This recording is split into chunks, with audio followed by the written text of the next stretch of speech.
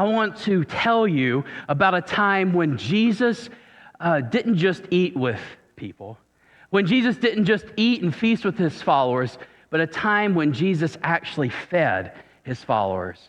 You see what happened, and we've been talking about this over the past few weeks, about the life and the ministry of Jesus. What happened is that Jesus was killed.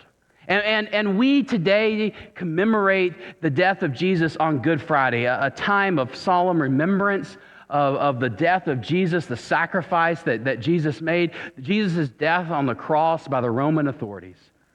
And so this was something that Jesus' first followers, his disciples, that they experienced firsthand. And many of them ran to the wind and tried to get out of the way, thinking that their deaths might be next. But some women stayed behind, and on Sunday morning, these women went to the grave and thought, you know what? Jesus is here, and so we're just going to go cry, or we're going to go just check on the grave and make sure things are okay. Maybe they're going to take flowers. And what happened was they get there, and they see that the tomb has been rolled away.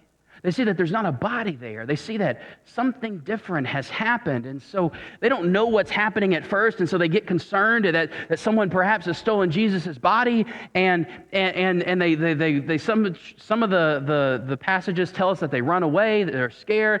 But then what ends up happening is that Jesus shows up to them and says, you know what, I'm not dead. In fact, the passage we read here at Kern Church for Easter was from John, and John shows up to Mary and says, I'm not dead, I'm alive. And Mary sees that, and she goes and tells the good news to the other followers of Jesus. And then what happens over the next several weeks is that Jesus shows up again and again to his followers, showing and proving that he has in fact defeated death and that he still is alive and that he has more for them. And so that's where this story comes from. So Jesus is showing up to his followers after he has risen from the dead, and that's where this story comes from. And if you have a Bible and you want to follow along, I'm going to be reading from John chapter 21. Here's what John wrote.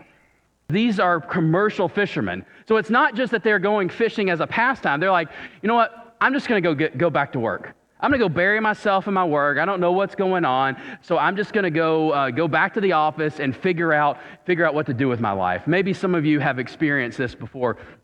And so that's what they do. They go out, they go fishing, and they know that to fish on this lake, that the way you do it is you fish at night, and they're fishing with nets. And so they're throwing these nets in the water, they're trolling the water, trying to capture fish at night, because that's when you're supposed to do it. But we are told that they caught nothing. And they've been fishing all night. They're tired. They're hungry. They want to go home. They don't want to do that last report that somebody told them to do, after closing hours, okay? They want to go home and start perhaps another day. But they listen to this crazy guy on the side of the lake, and they throw their nets in one more time on the other side of the boat. And what happens is that they caught so many fish that they couldn't haul in the net. And then in verse 7, we read that some in the boat are starting to realize what's happening, that it's not some crazy stranger.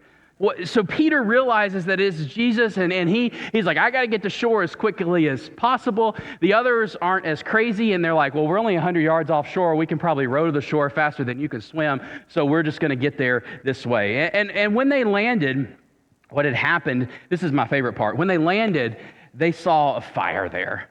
Been fishing all night. They're tired. Peter's wet.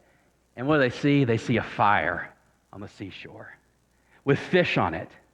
You smell the fish baking over a charcoal fire and some bread. Here Jesus is cooking with his friends over a fire. And he tells them, come and have some breakfast. And then John tells us that as Jesus offers them something to eat around this open fire, they realize that it's Jesus. And so Jesus comes, he takes some bread and gives it to them and says, eat this. And then he takes some fish and he's like, hey, I've been roasting this for you. Eat this breakfast, eat this.